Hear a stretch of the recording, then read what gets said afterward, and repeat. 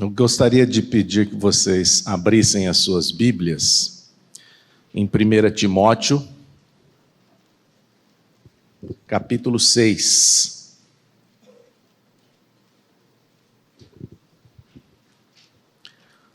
O texto que nós vamos meditar hoje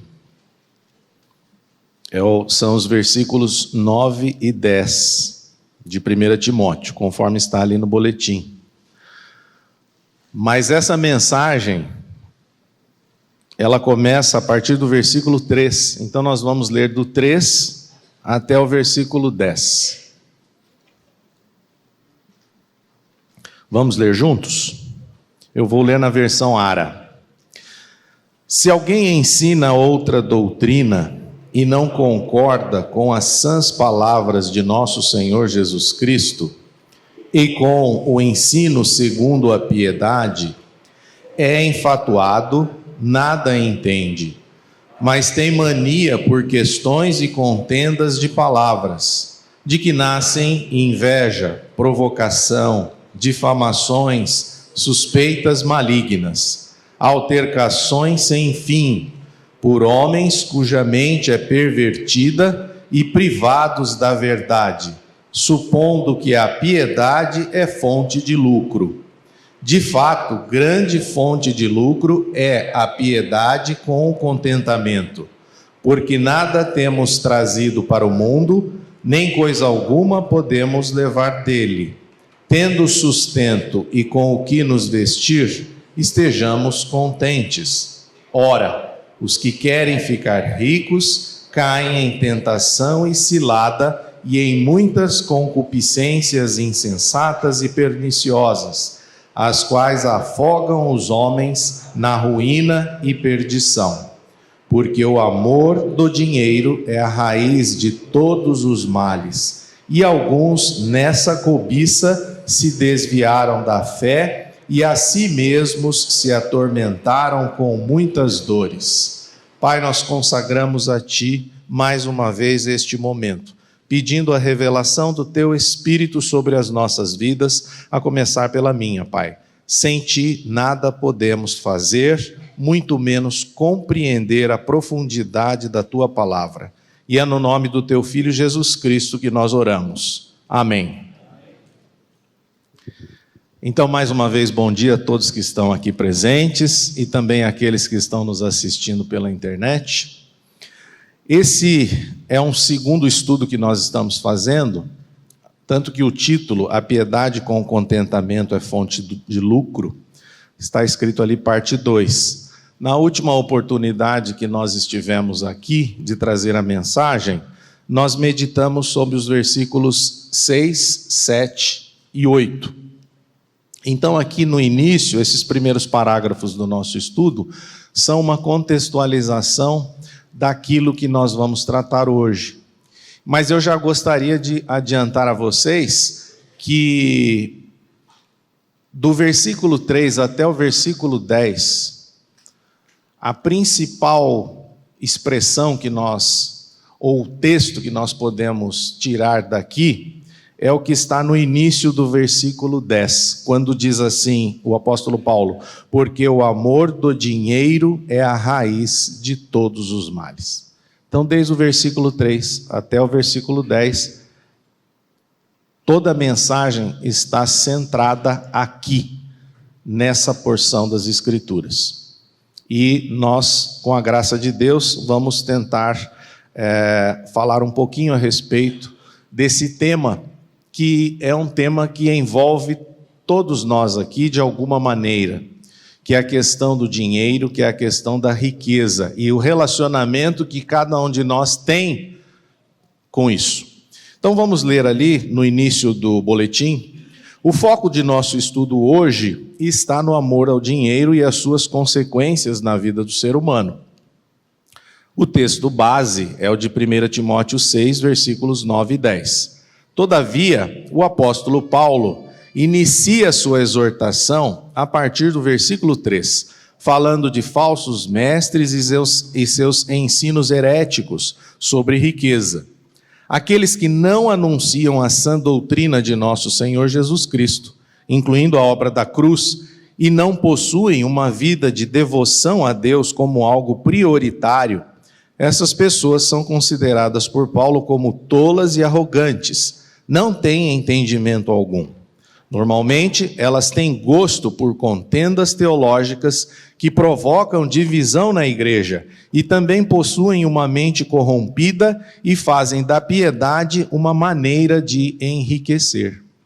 Então, é uma exortação aqui que Paulo está fazendo, mostrando para nós que dentro da própria igreja existem pessoas que estão buscando mais contendas teológicas do que a própria pregação da sã doutrina, do que a própria pregação do Evangelho de Jesus Cristo, da cruz de Cristo. E essas pessoas, quando elas têm esse objetivo, o apóstolo Paulo também diz, possuem essa mente corrompida e fazem da piedade uma maneira de enriquecer. Isso aqui é muito pesado, mas é o texto bíblico. E nós precisamos considerar. Em muitos lugares, nós sabemos que o evangelho, ele é pregado com o objetivo de lucro. E aqui, Paulo está exatamente trazendo a verdade para nós de que a piedade é a fonte de todo lucro. É isso que ele vai começar a falar aqui depois nos versículos 6 e 8. Nos versículos seguintes, de 6 a 8, o apóstolo Paulo esclarece que a piedade com contentamento não é de fato um modo ou um veículo para enriquecer. A piedade em si é a própria fonte de lucro, já que quando nascemos não trouxemos nada para este mundo e que quando morrermos também não levaremos nada dele. Em outras palavras, meus irmãos, a piedade, ela não é o processo, a piedade é o nosso objetivo final. Então, a piedade no sentido de uma vida de reverência a Deus, essa é a maior fonte de lucro que nós podemos ter, revelada nas Escrituras. Não está aqui no boletim, mas eu separei aqui Eclesiastes 5:15, eu vou ler para vocês, diz assim: como saiu do ventre de sua mãe, assim nu voltará, indo-se como veio, e do seu trabalho nada poderá levar consigo. Nós não podemos levar absolutamente nada deste mundo. Viemos nus e voltaremos dessa maneira. Então tudo que você acumula, você não pode levar. É nesse sentido, nesse aspecto, que nós estamos sendo chamados à atenção. O mais importante nesta vida é uma vida de piedade com contentamento. E aqueles que chegam a esse grau de contentamento com aquilo que têm, com o que vestir, com o que comer, esses são as pessoas mais privilegiadas, porque elas são felizes com o que têm. Só que isso pode parecer algo simplista demais, mas se você reparar e olhar para a sua vida, se eu parar e olhar para a minha vida, você vai observar que nós temos essa tendência de correr atrás do dinheiro, achando que é ele quem vai trazer felicidade para nós, quando isso não é verdade. Por isso, o verdadeiro contentamento, que é duradouro, advém de um coração regenerado, de uma mente renovada, onde Cristo é suficiente e onde nele encontramos satisfação plena. Essa satisfação não vem de coisas materiais, porque elas satisfazem apenas temporariamente. Quando Cristo é suficiente para nós, tendo sustento e abrigo, ficamos contentes. Não foi isso também que Paulo falou?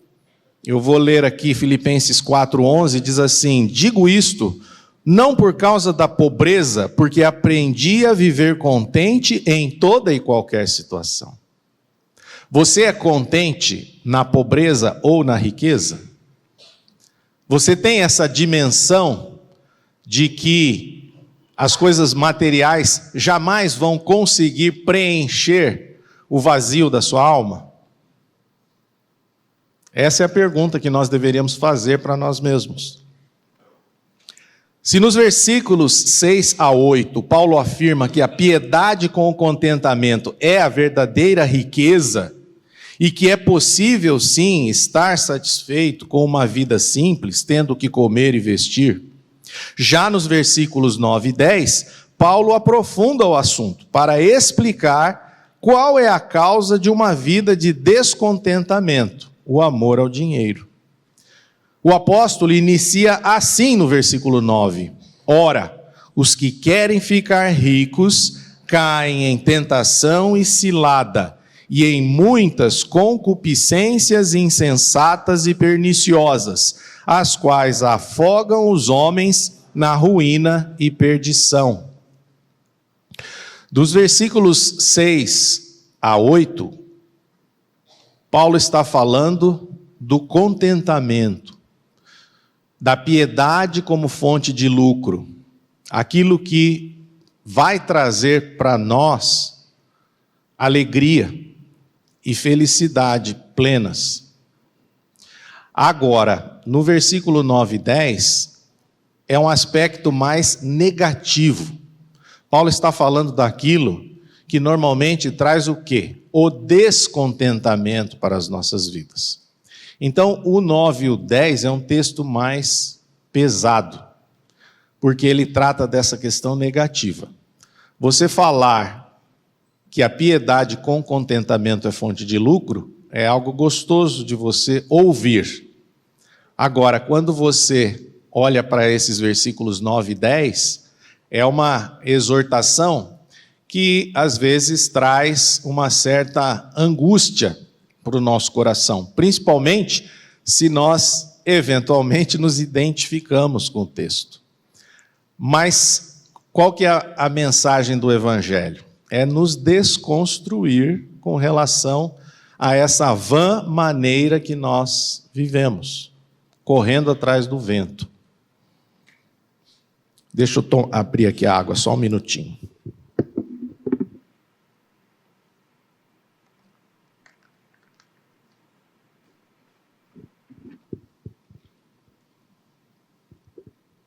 O problema, segundo Paulo, não está na riqueza em si, já que ela é neutra, mas o desejo de ficar rico.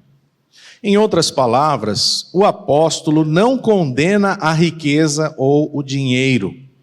Não há, de fato, qualquer problema em alguém ser rico ou ser detentor de muitas posses. O verbo querer está originalmente escrito no grego como boulomai, que significa um desejo deliberado a ponto de uma pessoa estar disposta a fazer qualquer coisa para atingir o seu objetivo. Podemos traduzir isso como ganância. O próprio Jesus condenou a ganância. Vamos ler aqui em Lucas, capítulo 12, versículo 15, na versão NVI. Então lhes disse: cuidado, fiquem de sobreaviso contra todo tipo de ganância. A vida de um homem não consiste na quantidade de seus bens. O que nós estamos fazendo das nossas vidas? De um modo geral, a sociedade ela está indo nessa direção, de considerar as pessoas apenas por aquilo que elas têm, e não por aquilo que elas são. A mensagem do Evangelho, ela vai dizer que Deus considera não aquilo que você tem, ou melhor, se você tem a vida de Cristo, porque é a vida de Cristo que vai verdadeiramente transformar as nossas vidas. A riqueza e o dinheiro, de alguma maneira, elas são importantes. E nós precisamos do dinheiro para pagar as nossas contas, mas o foco da nossa vida não pode ser este. É apenas isso. Não é o dinheiro em si o problema. A questão é o amor ao dinheiro e às posses e às riquezas. A grande questão é que, de alguma maneira, as posses que nós temos, num determinado momento, elas vão decepcionar cada um de nós. E eu digo quando? Quando nós estivermos à beira da morte. E elas vão nos decepcionar porque elas não podem nos ajudar. Quando estivermos à beira da morte, você pode ser a pessoa mais afortunada desse mundo, mas isso não vai ser possível, não vai te ajudar. A única pessoa que pode verdadeiramente nos ajudar é aquele que venceu a morte. E aquele que venceu a morte é o Senhor Jesus Cristo. Quando uma pessoa cobiça desordenadamente o dinheiro e as riquezas, ela cai em tentação e armadilha. Armadilha de se tornar avarenta e pensar que apenas uma grande abundância de dinheiro irá satisfazê-la. Pessoas gananciosas acabam sendo aprisionadas e escravizadas por um desejo de consumir sempre mais. A busca pelo que desejam torna-se uma compulsão. E esse comportamento pecaminoso transforma-se numa obsessão, controlando suas vidas e seus pensamentos. Olha que interessante. Nós somos ensinados, né? E vivemos numa sociedade que ela vai dizer assim para nós: olha, se você tiver dinheiro, mas se você tiver muito dinheiro, você terá muita liberdade. Você vai poder fazer o que quiser. Não é isso? É isso que nós assistimos, é isso que nós ouvimos, é isso que nós vemos nos canais, nas mídias. Mas o que nós vamos aprender aqui, com relação ao que o apóstolo Paulo está escrevendo, é que o dinheiro ele vai aprisionar você e eu. Em última análise, é isso que ele faz nas nossas vidas. O dinheiro não traz liberdade. Ele traz escravidão se ele for um Deus na sua vida, obviamente. Então, essa questão, né? Você acaba sendo levado a consumir cada vez mais, esse desejo de consumir leva a uma compulsão, e essa compulsão leva você a uma obsessão. E aí, quando você nem se dá conta, você já está sendo completamente controlado por isso. E eu vou dizer para vocês, isso aqui não é algo difícil de acontecer. Talvez, dentro do nosso círculo de amizades, nós conheçamos alguém que está nessa situação. Alguém que se dedicou, foi atrás, e hoje está obcecado por consumismo, isso está afetando e controlando as suas vidas, colocando em risco até mesmo aquilo que é mais prioritário, que são os nossos relacionamentos familiares, o relacionamento conjugal, o relacionamento com os filhos. Porque o amor ao dinheiro, quando Paulo diz, é a raiz de todo mal, muitos outros males advêm exatamente do amor ao dinheiro. Não é apenas o amor ao dinheiro, mas ele é como se desse, como o próprio texto diz, é a raiz que traz outras desgraças na nossa vida.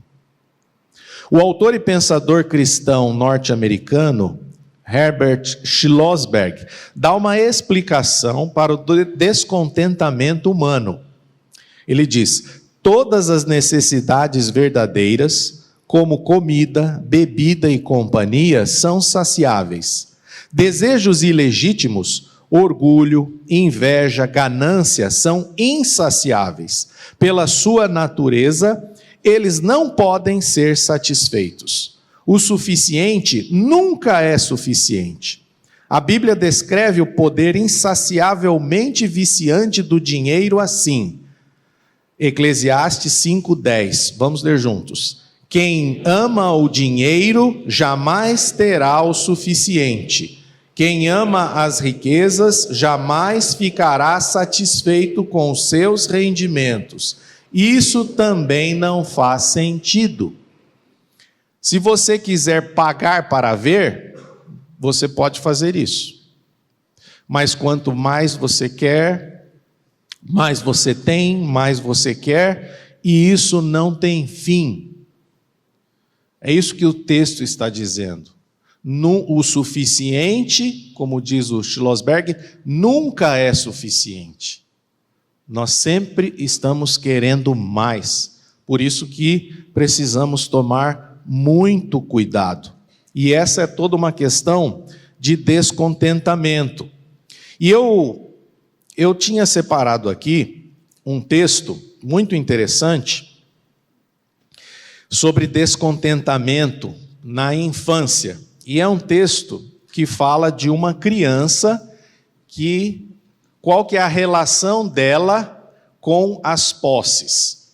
E eu vou ler aqui para vocês, não está aí no boletim. Diz assim o texto: se eu gosto é meu, se eu puder tirar isso de você é meu, se eu o tivesse há algum tempo é meu, se eu disser que é meu, se parece meu, é meu.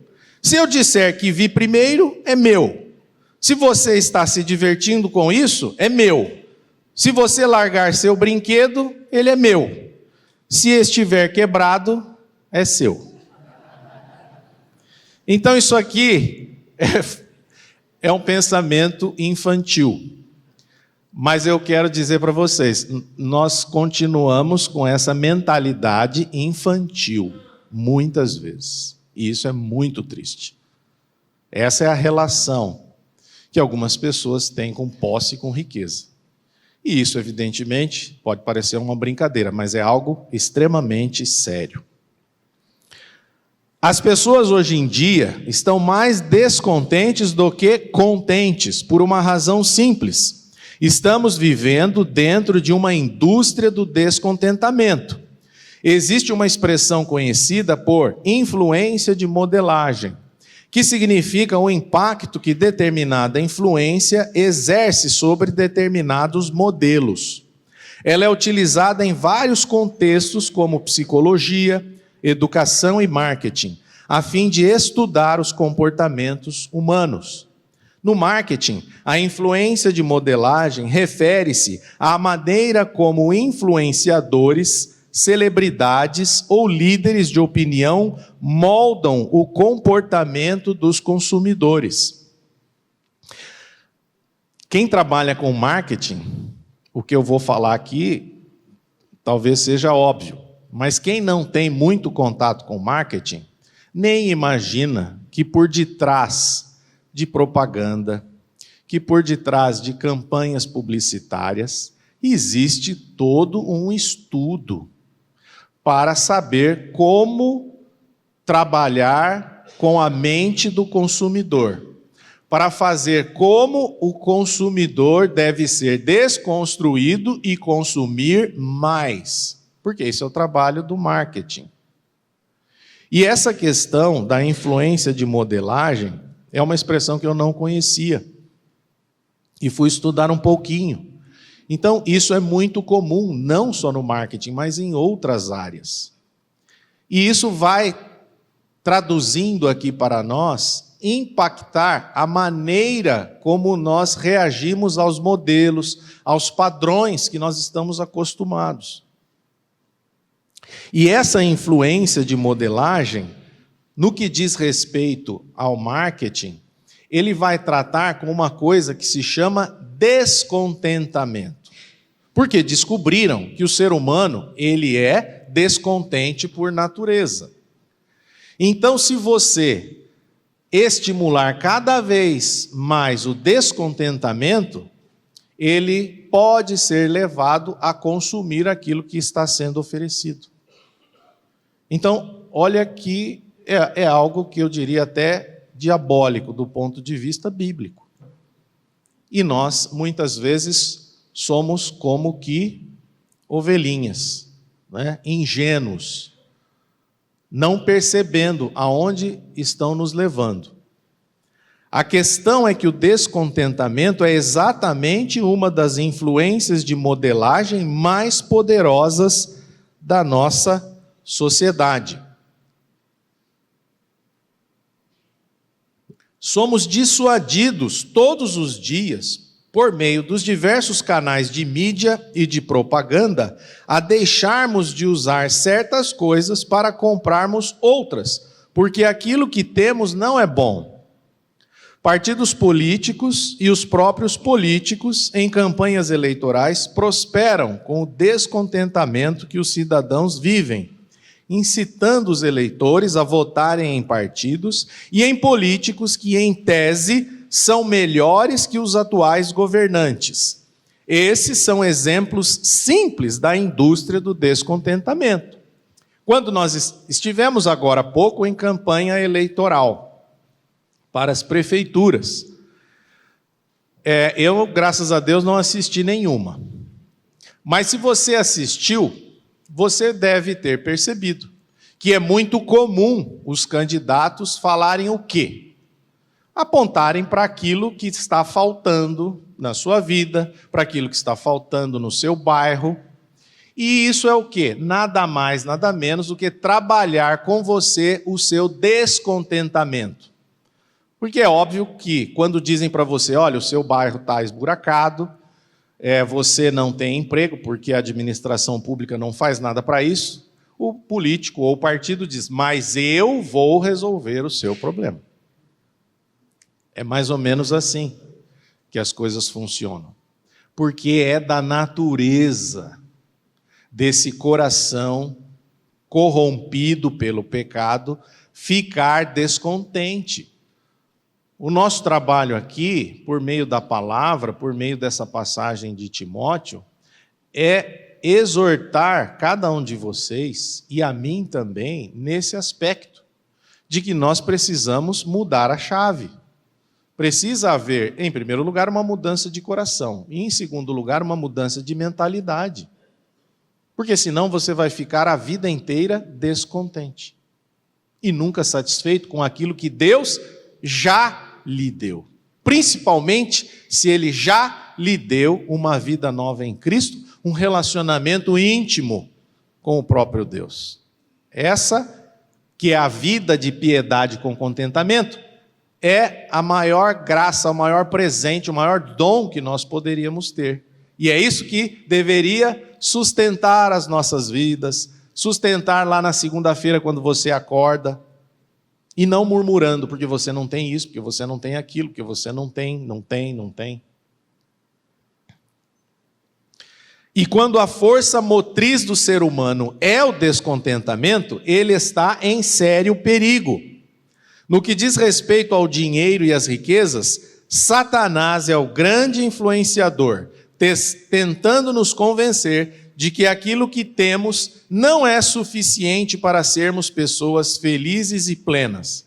O que Paulo está nos ensinando no versículo 9 é que o desejo de ser rico, alimentado pelo descontentamento, pode gerar outros desejos insensatos e perniciosos, isto é, descontrolados e nocivos, que levam à ruína e à destruição do homem que cai nessa armadilha terrível. É isso que diz o texto, os versículos 9 e o versículo 10.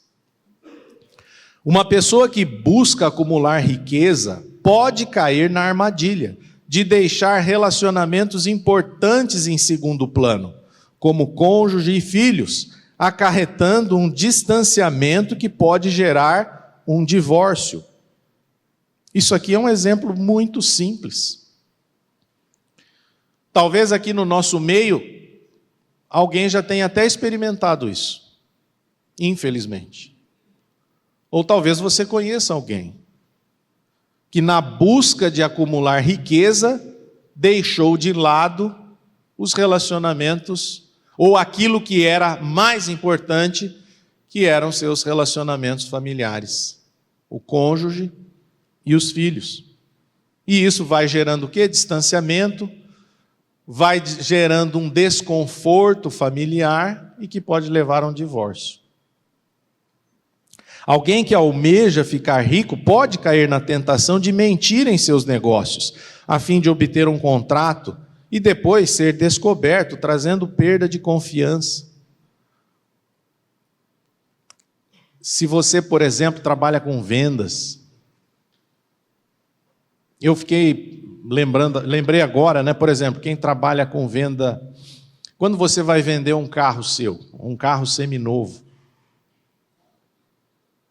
você sabe dos defeitos que ele tem. Será que quando eu vendo o meu carro usado, eu sou franco com a pessoa que está comprando o meu carro? Ou eu estou pedindo a Deus para que Ele não faça aquela pergunta, para eu não dizer aquilo que deveria? Para ganhar. É isso. É você quem vai dar o jeito na sua vida ou é o Senhor quem vai dar jeito na sua vida? É você que tem o controle dos seus negócios ou é Deus quem tem o controle da sua vida financeira? Essa reflexão que a gente precisa fazer. Quando o descontentamento ele move a pessoa, todos os tipos de problema podem aparecer. É isso que a gente precisa lembrar. Por exemplo, outro exemplo que eu coloquei aqui, os cônjuges podem precipitar-se em casos extraconjugais. Estou descontente. E aí você cai na besteira de flertar com um relacionamento extraconjugal. Famílias podem acumular muitas dívidas enquanto tentam acompanhar o estilo de vida dos vizinhos. Poxa, mas a grama do vizinho é mais verde.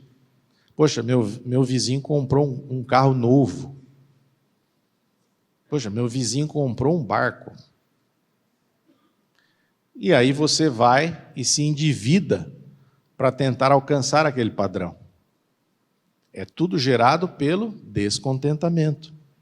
Até a verdade bíblica pode ser um problema. Quando o objetivo de atrair mais pessoas, você distorce a verdade. Então, você tenta, de alguma maneira, trabalhar. Sem querer fazer, mas já fazendo uma crítica, com relação àquelas igrejas que anunciam a teologia da prosperidade, o que elas estão fazendo? Trabalhando com descontentamento, essa vida medíocre que você vive aí. Olha, se você der o dízimo, se você participar da campanha XYZ, Deus vai abençoar você. Trabalhando com um descontentamento. Então as Escrituras trazem exemplos trágicos de pessoas destruídas pelo amor ao dinheiro. Judas traiu o Senhor Jesus Cristo por uma quantia insignificante. Mateus 27, 3-5. Pedro repreendeu severamente Simão o mágico, que procurava comprar o poder do Espírito. Vamos ler juntos Atos 8, 22 e 23.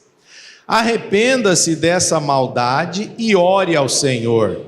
Talvez Ele perdoe tal pensamento do seu coração, pois vejo que você está cheio de amargura e preso pelo pecado. O exemplo clássico aqui é o de Judas. Traiu o próprio Senhor da glória por meia dúzia de moedas. Depois arrependeu-se e enforcou-se. Se isso não for um exemplo de tragédia do que o próprio texto de 1 Timóteo 6, 9 e 10 está nos trazendo, eu não sei qual outro pode ser. Esse é um exemplo clássico daquilo que o amor ao dinheiro pode trazer de algo ruim para cada um de nós. Tudo isso tem uma razão de ser, que o apóstolo explica finalmente no versículo 10. Vamos ler juntos 1 Timóteo 6, 10. porque o amor do dinheiro é a raiz de todos os males, e alguns nessa cobiça se desviaram da fé e a si mesmos se atormentaram com muitas dores. Esse talvez seja um dos versículos mais citados erroneamente na Bíblia. Não é o dinheiro a raiz de todos os males, mas o amor ao dinheiro que causa os problemas. O dinheiro pode ser utilizado para muitos propósitos bons e nobres, como a implantação de igrejas, o envio de missionários e a distribuição de Bíblias. Evidente, meus irmãos, que o dinheiro é importante. Se não fosse o dinheiro, nós não teríamos feito a reforma dessa igreja. Se não fosse o dinheiro, a própria igreja não teria equipado como está hoje o acampamento Canaã, que é uma propriedade extremamente importante para a PIB, porque lá são feitos acampamentos, reuniões, o evangelho é pregado, a Colina da Graça, a escola cristã clássica, tudo isso necessita de dinheiro. O envio de missionários para a pregação do evangelho por esse Brasil afora, missionários até fora do país.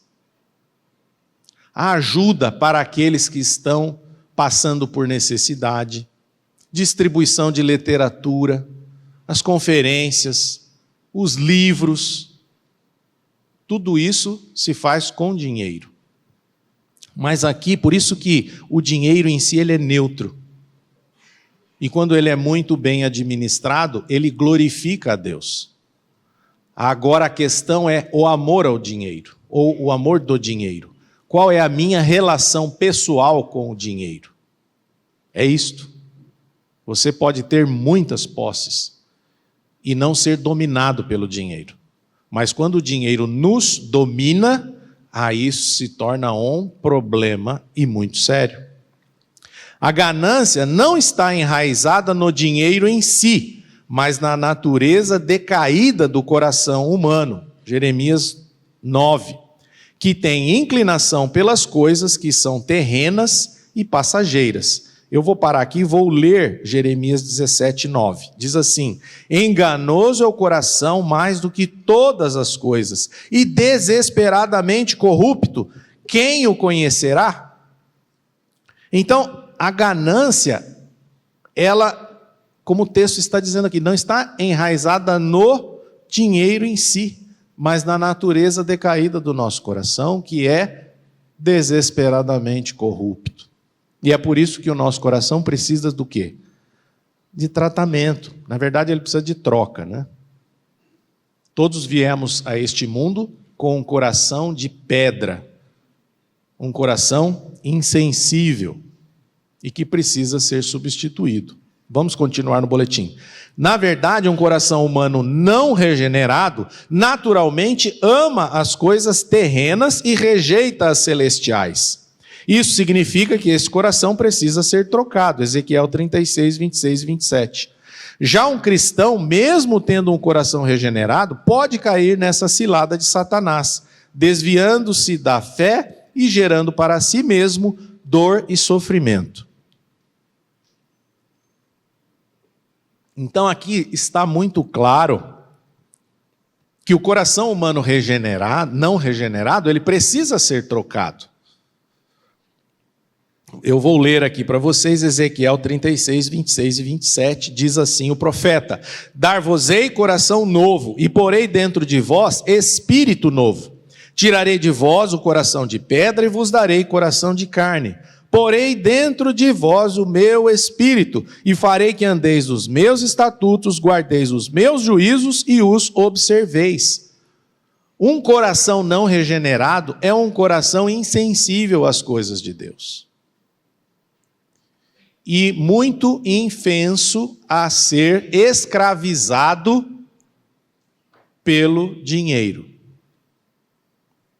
Agora, isso não significa que quem tenha um coração regenerado não possa também cair nessa armadilha, nessa cilada de Satanás. Eu não estou falando aqui de perda de salvação, mas em trazer para si dor e sofrimento por conta de um alinhamento errado, de um relacionamento errado com o dinheiro. Isso pode acontecer com qualquer um de nós, cristãos. Não está no boletim, mas eu anotei aqui também, né, que o amor ao dinheiro faz com que as pessoas sejam mais tolerantes ao pecado. Sejam exibicionistas, distorçam a justiça, tirem vantagem dos pobres, mintam, trapaceiem, roubem e até matem. Isso aqui não é só em filme de ficção, não. As pessoas até matam por dinheiro. Ele exerce um domínio tão grande que leva a pessoa a fazer qualquer coisa. Não estou falando nenhuma novidade. Por isso que devemos tomar cuidado com ele. O autor de Eclesiastes escreve que as realizações e os prazeres terrenos, quando buscados sem o propósito de glorificar a Deus, são fugazes e, em última análise, vazios. É o que ele chama de vaidade. Essa palavra traduz a ideia de algo transitório e sem sentido duradouro, mostrando a efemeridade das buscas humanas e a necessidade de um propósito maior em Deus. Vamos ler juntos Eclesiastes, capítulo 1, versículo 2. Vaidade de vaidades, diz o pregador. Vaidade de vaidades, tudo é vaidade. 5 vezes a mesma palavra num único versículo. É para nós tomarmos cuidado com isso. Vaidade, tudo é vaidade. E nós vivemos numa cultura atual de acumulação, né? Quem não percebeu, mas eu acho que você já percebeu.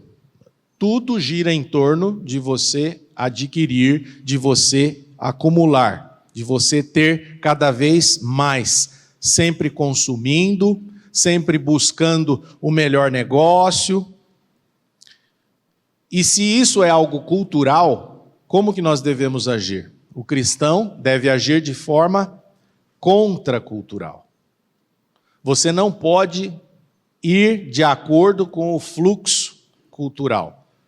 Você deve olhar para a palavra de Deus, e a palavra de Deus ela é contracultural.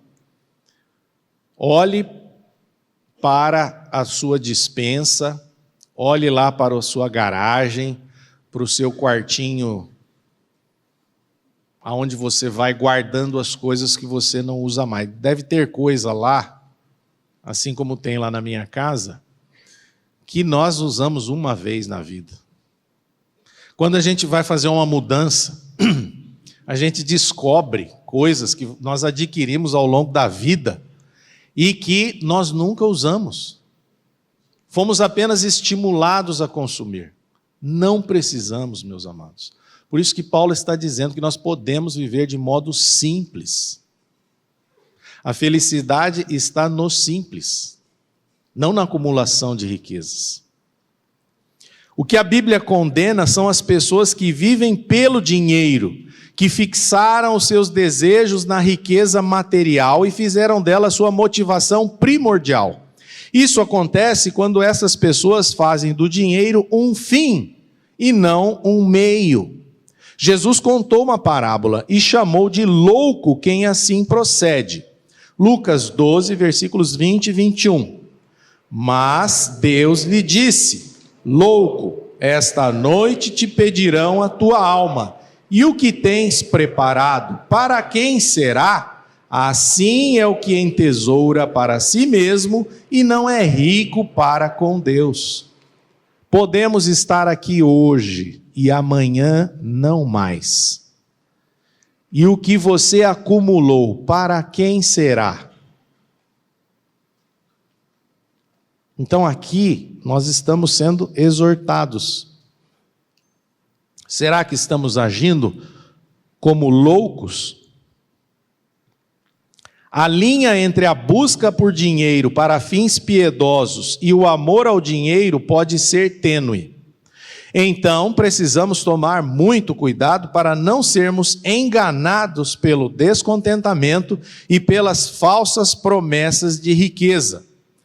Comentando sobre esse perigo, Philip Graham Hyken, pastor e teólogo americano, escreve: o que é assustador, claro, é que muitos de nós temos corações que flertam com o dinheiro.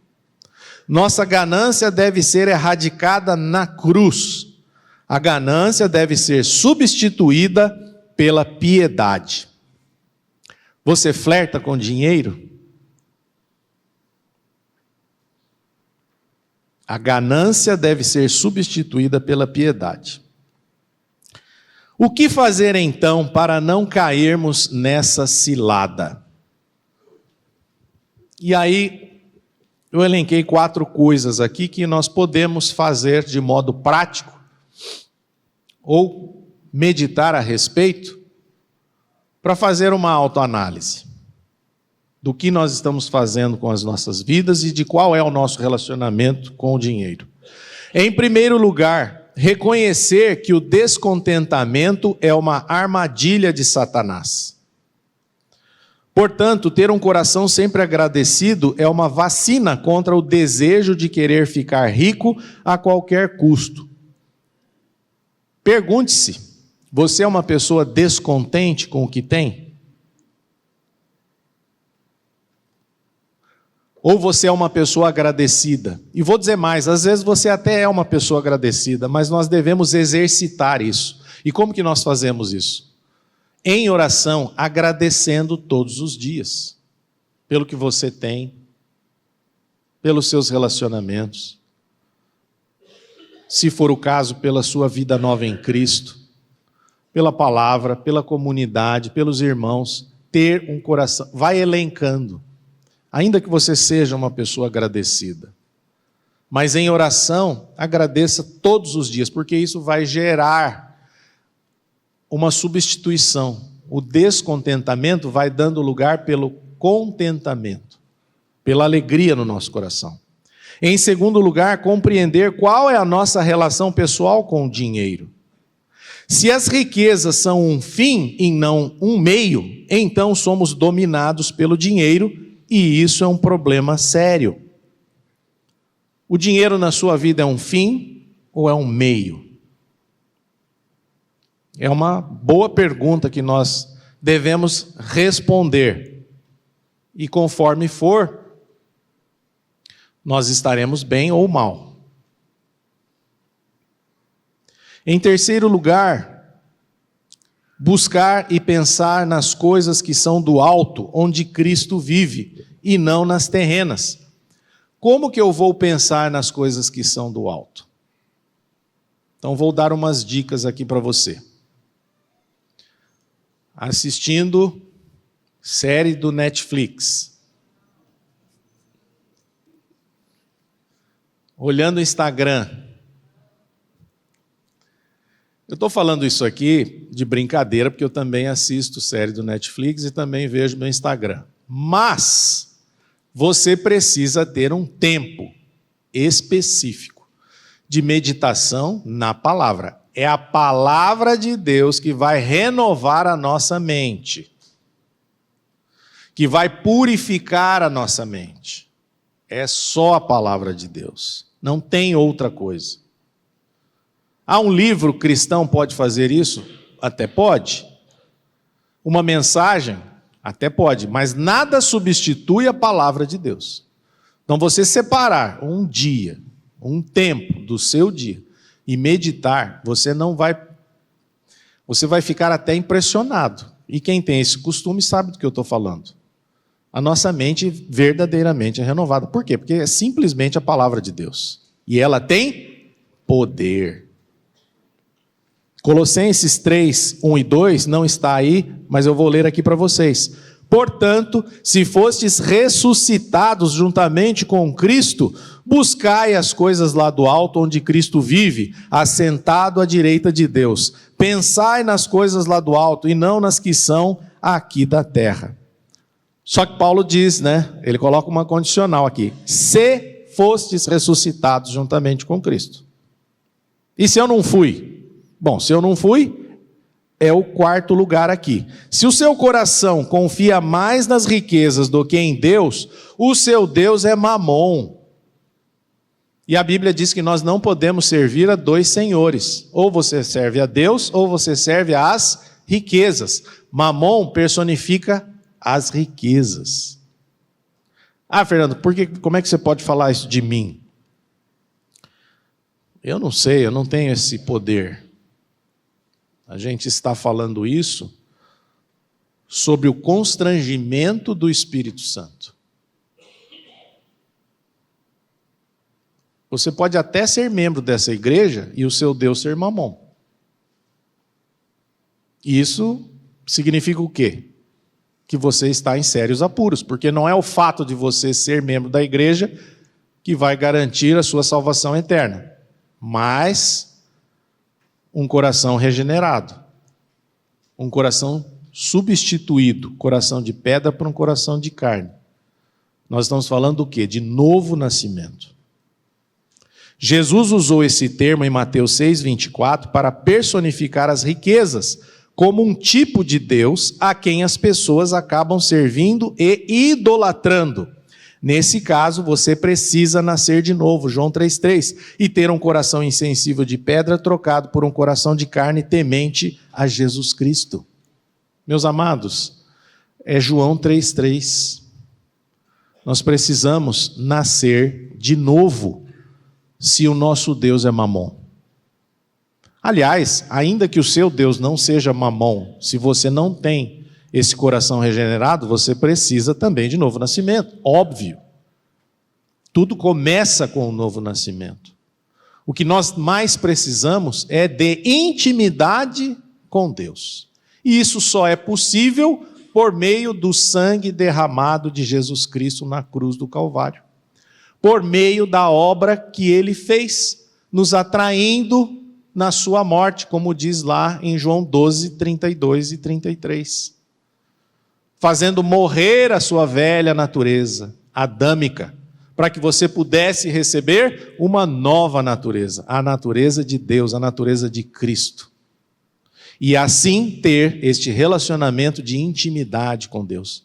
E nesse aspecto, meus irmãos, tudo fica mais leve, tudo fica mais fácil. E você vai começar a enxergar aquilo que às vezes para você não enxergava, você era cego. Essa realidade de ser dominado pelo dinheiro, ao invés de dominá-lo. Alguém já escreveu: ou você ama a Deus e usa o dinheiro, ou ama o dinheiro e usa Deus para obtê-lo. Em outras palavras, o amor a Deus e o amor ao dinheiro são incompatíveis.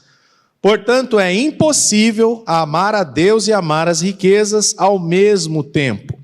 Se amarmos a Deus e confiarmos nele, ele suprirá todas as nossas necessidades, inclusive a de viver de modo simples e com contentamento, compreendendo que a fonte do nosso contentamento é Cristo. Que o Senhor conceda graça para que nós compreendamos essa verdade. O nosso contentamento está numa pessoa e num relacionamento de intimidade com Deus. E que o Senhor tenha misericórdia se nós estivermos eventualmente nessa situação de amar o dinheiro mais do que amar a Deus. Amém? Pai, nós te damos graças por essa palavra e pedimos o teu socorro. Porque, Pai, como dissemos aqui inicialmente, nada podemos fazer sem ti. Opera um milagre, Pai, na vida das pessoas que estão tendo a riqueza como seu próprio Deus. Tem misericórdia, Pai. Assim como também abre os olhos do nosso entendimento, para que possamos, Pai, ter esse contentamento, essa alegria numa vida piedosa de um relacionamento íntimo contigo. Em nome do Senhor Jesus Cristo que oramos. Amém.